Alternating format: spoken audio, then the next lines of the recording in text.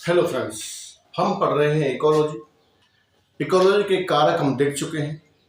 आज हम पढ़ने वाले हैं बायोटिक इंटरेक्शंस, जैविक अंतःक्रियाएं। तो आज का हमारा टॉपिक रहेगा जैविक अंतःक्रियाएं। आपके अपने उत्कर्ष बॉटनी यूट्यूब चैनल पर आपका स्वागत है। यहाँ पर आपको बॉटनी की सेमेस्टर क्लासेस लगातार मिलेंगी। बात करते हैं आज हम बायोटिक इंटरेक्शंस। बायोटिक इंटरेक्शंस, जैविक अंतःक्रियाएं। देखो, जैविक अंतःक्रियाएं, हम एक एनवायरनमेंट में रहते हैं, उसी तरह से पादपों का भी अपना एक एनवायरनमेंट होता है। हम जिस एनवायरनमेंट में रहते हैं या पादप जिस जगह पर पाए जाते हैं, वहां वो अपने आसपास की वस्तुओं और आसपास के पादपों से या जीवों से एक संपर्क बनाए रखते हैं। तो यही कहलाता है इकोलॉजी। इस इंटरेक्शन को ही हम कहते हैं बायोटिक इंटरेक्शन, यानी कि जीवों के साथ जो इंटरेक्शन होता है उसी को हम कहते हैं बायोटिक इंटरेक्शन।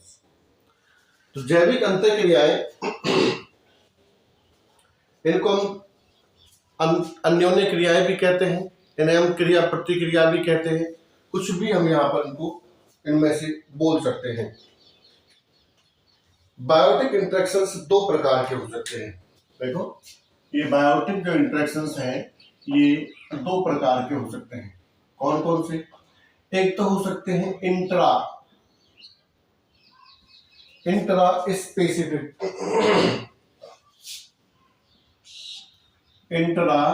स्पेसिफिक इंटरेक्शंस,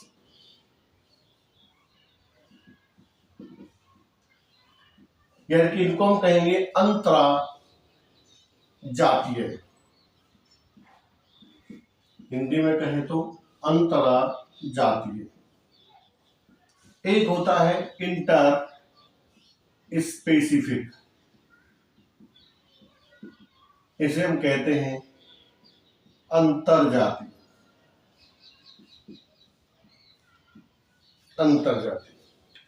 ठीक है, अंतराजातीय और अंतरजातीय। इंट्रा स्पेसिफिक और इंटर स्पेसिफिक। अब जो अंतराजातीय जो इंटरेक्शन है, ये वही एक ही जाति के पादपों के मध्य होता है। एक ही जाति के पादपों के मध्य या जीवों के मध्य, पादपों के मध्य पाया जाता है। और ये विभिन्न जातियों के पादपों के मध्य, विभिन्न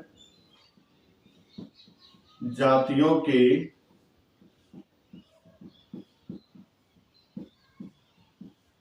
पादपों के मध्य पाया जाता है। ठीक है, एक ही जाति के पादपों के मध्य पाया जाता है। और जो इंटर स्पेसिफिक है वो विभिन्न जाति के पादपों के मध्य पाया जाता है। तो ये होता है इंटर स्पेसिफिक और वो होता है इंट्रा स्पेसिफिक।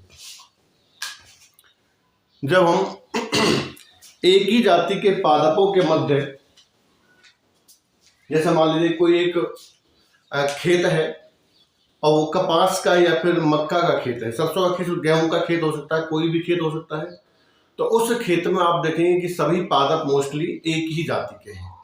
तो उन पादपों का आपस में खनिज लवण के लिए, पानी के लिए या किसी और चीज के लिए आपस में न्यूट्रिएंट के लिए एक स्पर्धा होती है या कोई इंटरेक्शन होता है, उसे हम कहते हैं इंट्रा स्पेसिफिक, यानी कि एक ही जाति के अंदर है। दूसरा, अगर मान लो एक ही जगह पर बहुत सारे पादप हैं, यानी कि एक ही खेत के अंदर हम बात करें तो खरपतवार के पादप भी हो सकते हैं और एक जो जाति है अपनी मैन, उसके पादप हो सकते हैं। तो उन सभी पादपों का आपस में जो इंटरेक्शन होगा विभिन्न चीजों को लेकर, उसे हम कहते हैं अंतर जातीय या इंटर स्पेसिफिक। तो मोस्टली इस प्रकार के जो इंटरेक्शंस हैं यही आपको एनवायरनमेंट में देखने को मिलते हैं कि एक जीव नहीं होता भाई, बहुत सारे जीव या बहुत सारे पादप एक साथ एनवायरनमेंट में पाए जाते हैं। तो वो सभी के अंदर जो इंटरेक्शन होता है वही आपको यहाँ पर देखने को मिलेगा। तो यहाँ पर एक जाति के लिए वो है, यहाँ पर कई विभिन्न जातियों के लिए। अब एक वैज्ञानिक हैं जिनका नाम है ओडम। एक वैज्ञानिक हैं जिनका नाम है, तो ओडम ने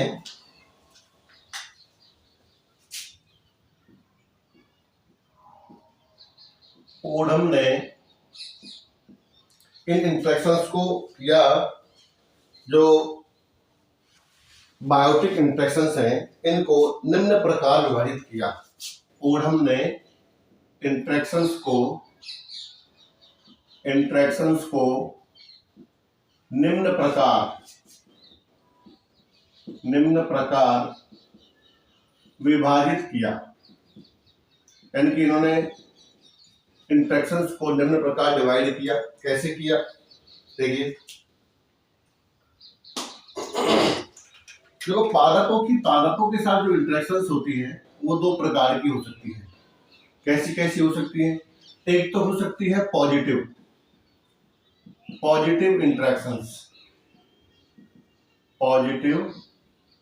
इंटरैक्शंस यानी कि धनात्मक अन्योन्य क्रियाएं। एक हो सकती है नेगेटिव इंटरैक्शंस।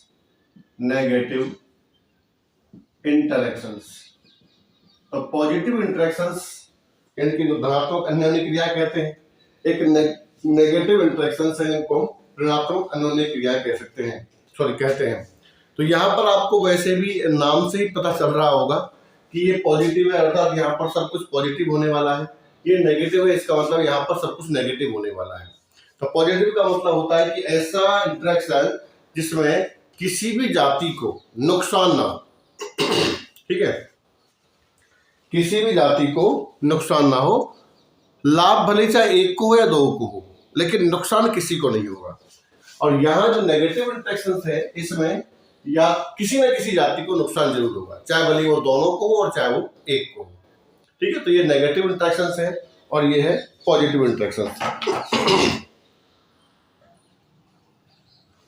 जो पॉजिटिव इंटरेक्शंस हैं ये भी कई प्रकार की हो सकती हैं। ऐसे एक तो होती है सहभोजिता, कमेंसेलिज्म।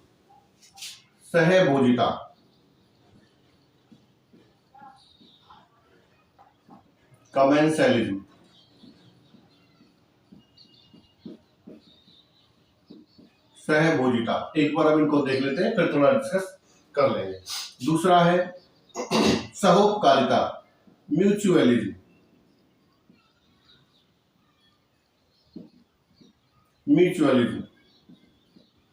सहोपकारिता।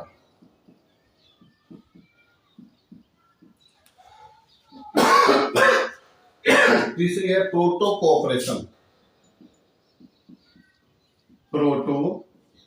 कोऑपरेशन, प्राक सहभोजिता।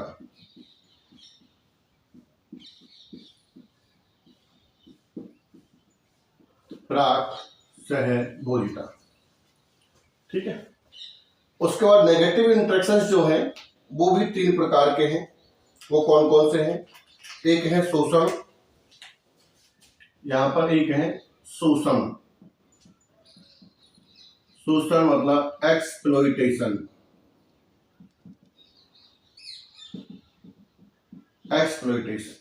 दूसरा है प्रतिजीविता,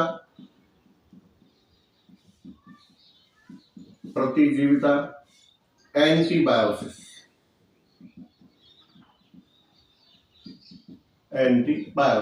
और तीसरा है कंपटीशन, जिसको हम कहते हैं स्पर्धा।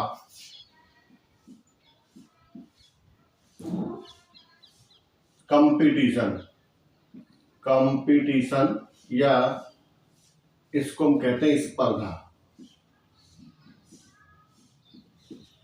ठीक है, तो ये तीन प्रकार के इंटरेक्शंस,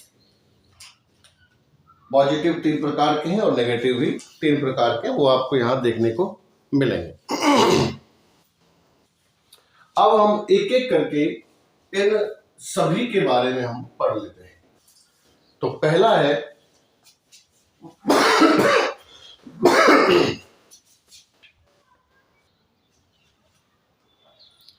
तो पहला जो हम पढ़ने वाले हैं वो है पॉजिटिव इंटरेक्शन में कमेंसलिज्म। नंबर 1, कमेंसलिज्म, या हम इसको कहेंगे सहभोजिता।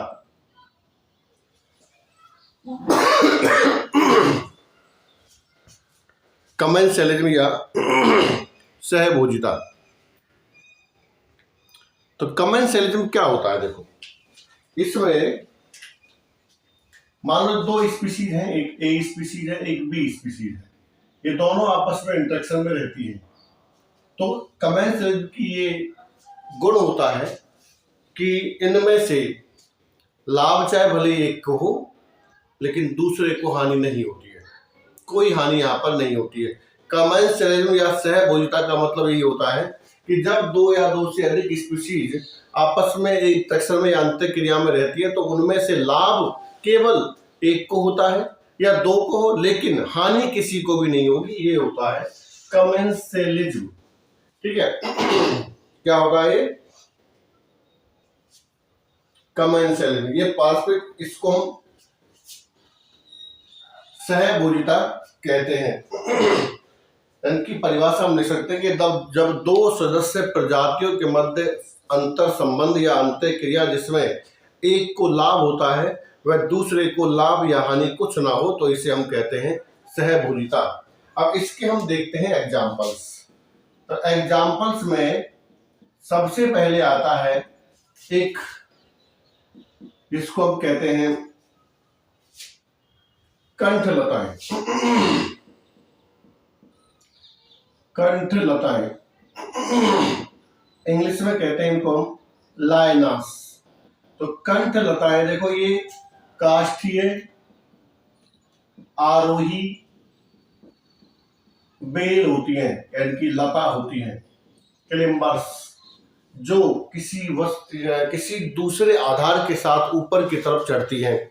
जैसे एग्जाम्पल के लिए हम और यहाँ पर लें तो नीम गिलोय का आपने नाम सुना होगा, जिसको हम कहते हैं टीनोस्पोरा।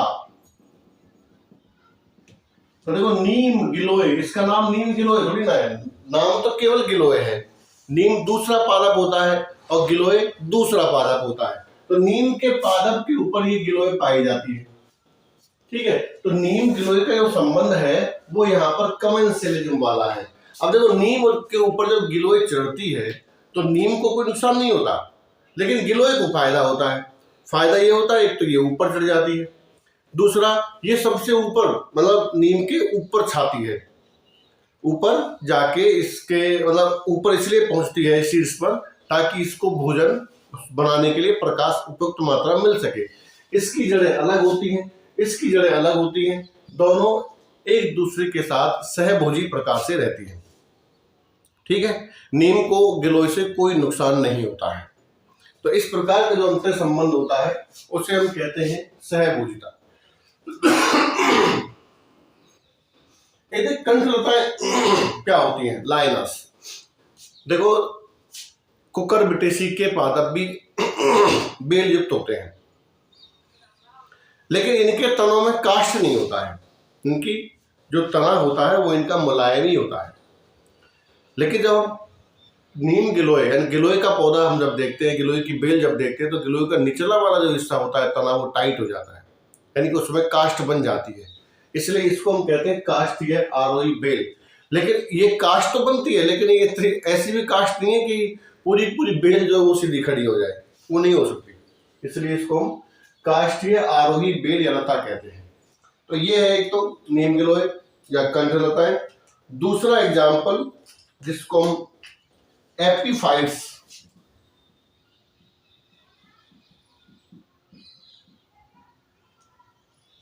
अधिपादप कहते हैं।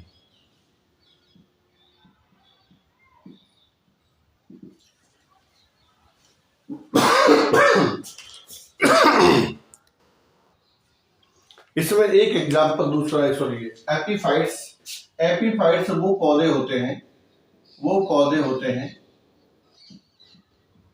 जो दूसरे पादपों पर या दूसरे वृक्षों पर उगते हैं, या दूसरे वृक्षों या पादपों पर उगते हैं।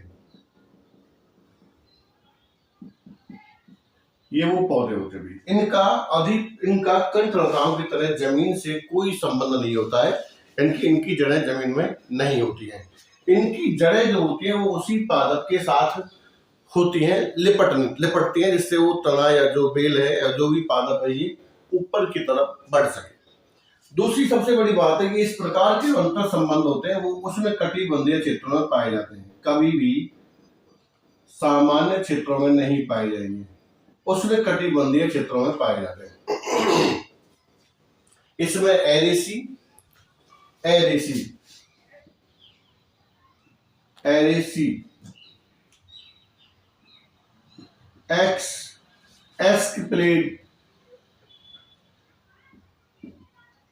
एस्क्लेपिएडेसी, ब्रोमीलिएडेसी आदि कुलों के पादप इसमें पाए जाते हैं। एग्जाम्पल के लिए पादपों के एग्जाम्पल से पोथोस में, तो पोथोस में जो जड़ें होती है वो नीचे की तरफ लिपटी हुई होती है। इनको हम क्लिंगिंग रूट्स कहते हैं, क्लिंगिंग रूट्स या आरोही जड़ें कहते हैं। क्लिंगिंग रूट्स या आरोही जड़ें कहते हैं। ध्यान रखना कि क्लिंगिंग रूट्स अधिपादप में पाई जाती है। अगर इसका नाम दे रखा है पोथोस का तो कोई बात नहीं, लेकिन अगर इसका नाम नहीं दे रखा है तो क्लिंगिंग रूट्स की अगर हम बात करते हैं तो वो किसमें पाई जाती है, वो एपीफाइट्स में या अधिपादपों में पाई जाती है। ये आपको ध्यान रखना है। एक दूसरा जो इसमें सबसे इंपॉर्टेंट जो पादप है जिसके बारे में हम काफी सुनते भी हैं और उदयपुर में इसके संरक्षण के लिए एक पार्क बनाया गया है या उद्यान बनाया गया है जिसका नाम है ऑर्किड। ये भी एक एपीफाइट है, ठीक है। ये एपीफाइट दूसरे पादपों पर उगता है। इसकी जड़ें भी जमीन के अंदर नहीं होती, ये पादपों पर उगता है, लेकिन इसकी जड़ों से एक चमकीले रंग का ऊतक निकलता है और उस ऊतक का नाम होता है वेलामेन ऊतक, वेलामेन टिश्यू। ये बहुत इंपॉर्टेंट क्वेश्चन है किसी भी एग्जाम के लिए। वेलामेन टिश्यू पाया जाता है, तो वेलामेन टिश्यू केवल और केवल ऑर्किड के अंदर पाया जाता है। इसमें हम सभी ऑर्किड को इसमें हम सभी जो एपीफाइट्स है उनको शामिल नहीं करेंगे। ये केवल किसमें पाया जाता है, ऑर्किड में पाया जाता है। इसका काम होता है कि ये एनवायरनमेंट की जो मॉइस्चर होती है उस मॉइस्चर को अवशोषित करता है, यानी कि ये पानी की पूर्ति के लिए इनमें कोई ऐसा टिश्यू नहीं है, इनमें कोई ऐसी चीज नहीं है ताकि वो पौधे जो इसके ऊपर चढ़ रहे हैं उसके अंदर ये जाइलम से पानी ले सके, ठीक है। इसके लिए इसमें वेलामेन ऊतक जो होता है वो मॉइस्चर, एनवायरनमेंट की जो मॉइस्चर होती है उसको खींचने का काम करता है। तो ये जो एपीफाइट्स हैं ये पानी के मामले में थोड़े से कम खर्चीले होते हैं, इनकी मितव्ययी होते हैं, ये पानी कम खर्च करते हैं। जब पानी कम खर्च करते हैं उसके लिए इनके पास यही सिस्टम होता है कि भाई ये जो एनवायरनमेंट की जो मॉइस्चर है उसका भी यूज करने के इसके अंदर गुण होते हैं। एक आप देखेंगे सिंपल सा तीसरा एग्जांपल अगर हम यहाँ पर लें तो वो भी आपको यहाँ देखने को मिलेगा, जिसका नाम होता है नाम तो क्या दें लेकिन सी एग्जांपल, जैसे आप देखते हैं गिलहरी, ठीक है, चिड़िया, ये आदि जंतु वृक्षों पर पाए जाते हैं, है ना। अब एक बात, इनके पानी से या इनके रहने से वृक्षों को नुकसान थोड़ी होता है, कोई नुकसान नहीं होता, लेकिन इनको फायदा होता है कि भाई इनका आवास मिल जाता है। तो ये भी एक सहभोजिता का एग्जाम्पल है। तो ये हमने 3 यहाँ पर एग्जाम्पल देखे कमेंसैलिज्म में। कमेंसैलिज्म का मतलब होता है कि जब 2 जातियां एक साथ अंतर संबंध में इंटरेक्शन में रहती है तो एक को लाभ होता है लेकिन दूसरी को लाभ या हानि नहीं होती है, ठीक है। इसमें हमने 3 देख लिए। एक कंटेनर होता है लाइनस, बी देखा हमने एपीफाइट्स और सी देखा हमने यहाँ पर गिलहरी चिड़िया का वृक्षों पर। इसके अलावा देखो और भी अगर हम एग्जाम्पल देखें तो कवक हैं, शैवाल हैं, ये भी तो किसी न किसी चीज के साथ संबंध बनाते हुए पाए जाते हैं, लेकिन वो भी अपना फायदा देखते हैं, दूसरे को भी नुकसान नहीं करते हैं। दूसरा है दूसरा है सहोपकारिता,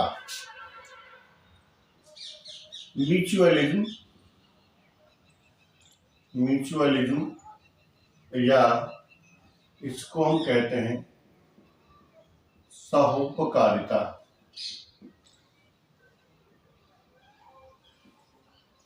सहोपकारिता देखो, सहोपकारिता वो है जिसमें पौधों से पौधों या पौधों और प्राणियों या जंतु या प्राणियों से प्राणियों, ये आपको ध्यान रखना है। इसमें दो का इंटरेक्शन होगा, चाहे तो वो पौधे हो सकते हैं, चाहे वो जंतु और पौधे हो सकते हैं, चाहे वो जंतु हो सकते हैं। इसमें दो का इंटरेक्शन होगा और इस प्रकार के इंटरेक्शन में कि ये जो दोनों साथ रहेंगे, इस प्रकार के इंटरेक्शन में इन दोनों का एक साथ रहना बहुत जरूरी होता है जीवन यापन करने के लिए। ये अलग अलग नहीं हो सकते। तो इस प्रकार के अंतर संबंध को या इंटरेक्शन को हम कहते हैं सहोपकारिता, म्यूचुअलिज्म। तो इसके लिए पहला है एग्जाम्पल नंबर 1, हम परागण देखते हैं। मान लीजिए पॉलिनेशन, परागण। देखो हम जानते हैं कि परागण की क्रिया के लिए कीट, पक्षी, जंतु ये सब जरूरी होते हैं, ठीक है। तो कीट जो है वो मकरंद के लिए पुष्प पर आता है और वहां से परागण को अपने पंखों के साथ ले जाता है, फिर वो दूसरे पुष्प पर बैठता है तो वहां पर वो परागण छोड़ देता है। तो इस प्रकार से जंतुओं के पौधों का और प्राणियों का जो साथ साथ रहना है, जो जीवन यापन करना है साथ साथ रहकर, वो बहुत जरूरी होता है। एक पादप है जिसका नाम होता है युक्का। इसमें कुछ अलग ही प्रकार का सिस्टम होता है युक्का। तो युक्का जो है वो जल में निलंबी पादप होता है, निलंबी यानी कि ये जल में डूबा हुआ होता है, निलंबी पादप है।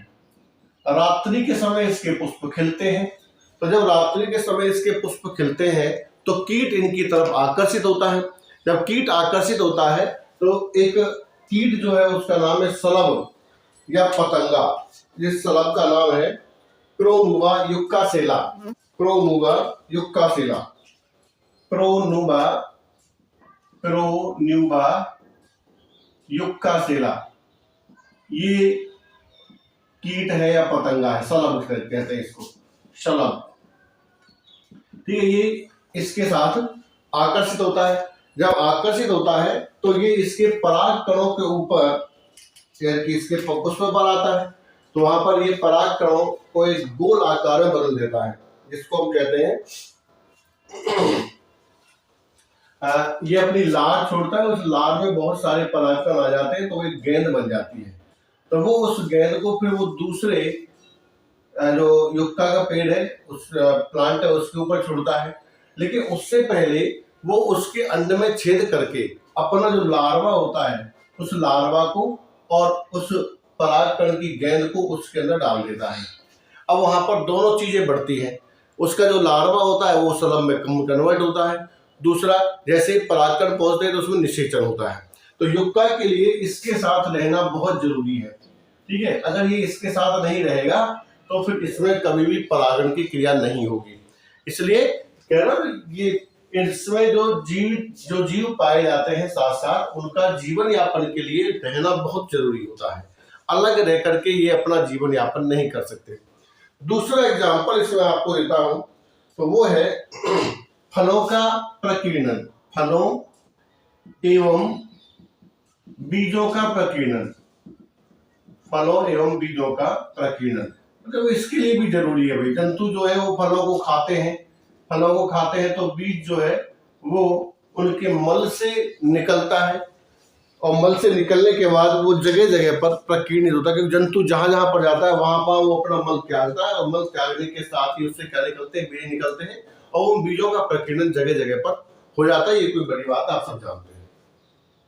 चिड़िया होती हैं, बहुत सी चिड़ियाएं एक जगह पर फल खाती हैं, और फल खाने के बाद फिर वो कहीं उड़ के दूसरी जगह जाती है, तो वहां पर वो बीट करती है, तो बीट के अंदर जो बीज होते हैं वो निकलते हैं, तो वो प्रकीर्णन हो जाता है। दूसरा एग्जाम्पल ये है, तो ये भी जरूरी है भाई, ठीक है। तीसरा एग्जाम्पल है लाइकेन। ये आप सब लोग जानते हैं लाइकेन, इनको लाइकेन, इसको हम कहते हैं सहवाग, सहवाग नहीं सहवाग, लाइकेन। तो लाइकेन में होता क्या है कि इसमें एल्गी प्लस फंजाई दोनों साथ साथ पाए जाते हैं। एल्गी जो है वो फोटोसिंथेसिस करता है, और ये जनन और अवशोषण, पानी का अवशोषण ये करता है, ठीक है। तो अगर मान लो शैवाल को हम अलग कर दें या फंजाई को हम अलग कर दें, तो ये इस तरह से जीवित नहीं रहेंगे अकेले अकेले। इन दोनों का आपस में एक साथ रहना बहुत जरूरी होता है, ठीक। चौथा एग्जाम्पल जो मैं यहाँ पर देने वाला हूं वो है सहजीवी नाइट्रोजन स्थिरीकरण। सहजीवी नाइट्रोजन स्थिरीकरण, ये भी आप जानते देखो, वैसे नाइट्रोजन फिक्सेशन का एक अलग से ही वीडियो बनाएंगे कभी, लेकिन यहां पर हम जान लेते हैं कि जो सहजीवी नाइट्रोजन स्थिरीकरण है, ये भाई लेग्यूमिनोसी कुल के जो पादप होते हैं उनकी जड़ों में कुछ ट्यूमर्स या गांठें होती हैं, और इन गांठों में राइजोबियम नामक जीवाणु पाया जाता है। ये वही राइजोबियम जीवाणु जो है पौधे से आवास लेता है और भोजन लेता है, बदले में उसको नाइट्रोजन उपलब्ध करवाता है, ठीक है। तो इस तरह से राइजोबियम का इनकी गांठों या इसके पौधे के साथ रहना बहुत जरूरी होता है, और ये पौधे जो है वो जमीन की उर्वरा शक्ति को बढ़ाते रहते हैं। ये बहुत पुराना ही है, अगर देखा जाए बहुत पुराना उनका संबंध है। एक भाई कवक मूल माइकोराइजा, ये काफी इंपोर्टेंट है कि कवक मूल क्या होता है। माइकोराइजा, माइकोराइजा, तो माइकोराइजा क्या है, देखो जब बड़े बड़े वृक्ष हो जाते हैं, देखो ये तो छोटे वृक्षों में है ये लाइकेन वाला, जब बड़े बड़े वृक्ष हो जाते हैं जिनके ऊपर ज्यादा हो जाती है, तो उनकी जो जड़ें होती है, जड़ों पर जो मूलरोम होते हैं या जो खनिज लवणों का अवशोषण करने वाले जो पार्ट होते हैं वो नष्ट हो जाते हैं धीरे धीरे, ठीक है। तो इस जगह पर कवक का एक म्यूचुअलिज्म या सहोपकारिता प्राप्त होता है, मतलब शुरू होता है, यानी कि इनकी जड़ों के साथ अब कवक जुड़ जाता है। इसका नाम क्या है, कवक प्लस मूल, माइकोराइजा, कवक मूल। तो कवक जुड़ता है मूल के साथ, इसमें ये कवक फिर तो दो काम करता है, एक तो अपना भोजन लेता है, क्योंकि ये इससे भोजन लेगा, ठीक है, भोजन लेता है, बदले में इनको खनिज लवण देता है। तो ये जरूरी हो गया, अगर इस पौधे को जीवित रहना है तो माइकोराइजा के साथ इसको संबंध बनाना ही पड़ेगा, अन्यथा दोनों ही नष्ट हो जाएंगे, ना तो कवक रह पाएगा और ना ही पौधा रह पाएगा। इसके अलावा एक और अगर हम अंतर संबंध की बात करें तो देखो मिरमिकोफोली फिली, ये भी आपको याद रखना चाहिए, छठा नंबर अगर यहाँ लगाएं तो मिरमिकोफोली फिली, मिरमिकोफिली, ये चींटी रागिता होती है। अभी आपने देखा होगा कुछ पादपों के ऊपर चींटियां पाई जाती हैं, ठीक है। तो जो चींटियां होती हैं वो पादप के ऊपर पाई जाती है, तो इसका मतलब है कि वो उस पादप को अपने आवास के लिए यूज करती हैं, ठीक है, बदले में उस पादप को वो सुरक्षा प्रदान करती है। तो ये भी यहाँ पर एक अंतर संबंध हो सकता है। तो ये कुछ मैंने म्यूचुअलिज्म के आपको एग्जाम्पल दिए हैं। ये एग्जाम्पल्स आप अगर क्वेश्चन आता है तो आपके कॉपी में आप जरूर लिख के आएंगे, जैसे जैसे मैंने बताया वैसे वैसे आप थोड़ा बहुत बड़ा चढ़ा के लिख सकते हैं, कोई दिक्कत नहीं, ठीक है, लेकिन मेन पर्पज उसका वही होना चाहिए जो वो पूछ रहा है। अब पॉजिटिव इंटरेक्शन में तीसरा बचा है जिसका नाम है प्रोटोकोऑपरेशन। प्राक सहयोगिता। देखो देखो पहला था कंठ लताएं। कंठ लताओं में आपने सहभोजिता, कमेंसरिज्म, जिसमें दोनों जीव एक दूसरे के साथ रहते हैं, एक को लाभ होता है और एक को किसी को हानि नहीं होती है।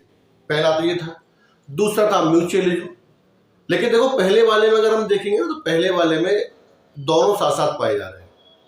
दूसरे वाले में हमने देखा कि भाई इस प्रकार का जो संबंध है वो जरूरी है। तीसरा है प्राक सहयोगिता। इसमें भी दो जीव एक साथ पाए जाते हैं, लेकिन इस प्रकार का संबंध जीवन यापन करने के लिए बिल्कुल भी जरूरी नहीं है। यानी कि ये एक दूसरे से अलग रहकर भी जीवन यापन कर सकते हैं। जैसे एग्जाम्पल के लिए हम यहाँ पर लें, एक होती है समुद्री एनीमोन और एक होता है हर्मिट क्रेब या केकड़ा। इसको साधु केकड़ा भी कहते हैं। ये समुद्र के किनारे कंकर पत्थरों के साधु बैठे रहते हैं शांत। इसी प्रकार से कंकर पत्थरों के बीच में शांत रहता है, ताकि कोई भी शत्रु इसको पहचान न ले। अगर पहचान लेगा तो इसको खा जाएगा, इसलिए बिल्कुल शांत पड़ा रहता है। लेकिन इसका जो अंतर संबंध है वो समुद्री एनीमोन के साथ है कि हर्मिट केकड़ा समुद्री एनीमोन को दूसरी जगह पर लेके जाता है, अपनी खोल पर बिठाकर, ठीक है, और वहां पर ये अपना भोजन करता है। इसके पास होती है दंश कोशिकाएं। इन दंश कोशिकाओं से ये इसकी रक्षा करता है शत्रुओं से, क्योंकि इसके पास क्या है, दंश कोशिकाएं हैं। दूसरी बात कि जब ये अपना भोजन कर लेता है, पेट भर लेता है, थोड़ा बहुत भोजन इसको भी मिलता है, तो इसको यहाँ पर फायदा है। इसको भी फायदा है कि जब ये भोजन कर रहा है तो इसकी ये रक्षा कर रहा है। दूसरा बात, जब ये इसके ऊपर बैठा हुआ है तो इसको भोजन मिल रहा है। तो लेकिन ये दोनों अलग अलग भी रह सकते हैं, जरूरी नहीं कि साथ साथ ही रहेंगे जीवन भर, ठीक है। तो इस प्रकार का जो संबंध होता है उसको हम कहते हैं प्रोटो कोऑपरेशन। इस प्रकार के संबंध विभिन्न प्रकार के पादपों की पत्तियों पर छोटे मोटे सूक्ष्म जीव भी पाए जाते हैं, देखा जाता है। वो सूक्ष्म जीव जो पादप थोड़े बहुत जो स्रावित पदार्थ निकालते हैं, उन पदार्थों को खाकर अपना जीवन यापन करते हैं। दूसरे वो उनकी जंतुओं से या फिर दूसरे जो शत्रु होते हैं उनसे उनकी रक्षा करते हैं। जैसे कुछ हार्मोन्स रिलीज कर दिए जिसकी वजह से वो उनको खा नहीं पाते हैं। तो ये था आज का हमारा आधा टॉपिक हम अगले वीडियो में बनाएंगे, वीडियो लंबा हो जाएगा। तो ये आज हमने केवल पॉजिटिव इंटरेक्शंस देखे हैं, जो 3 प्रकार के थे, उनके कुछ एग्जाम्पल्स देखे हैं। आप इनमें से देख के, पढ़ के, समझकर नोट्स बना सकते हैं। इतना कोई हार्ड टॉपिक नहीं है कि आपको समझ में नहीं आएगा, ठीक है। तो वीडियो देखते रहिए, लाइक कीजिए, कमेंट कीजिए, शेयर कीजिए, सब्सक्राइब कीजिए। Thank you so much.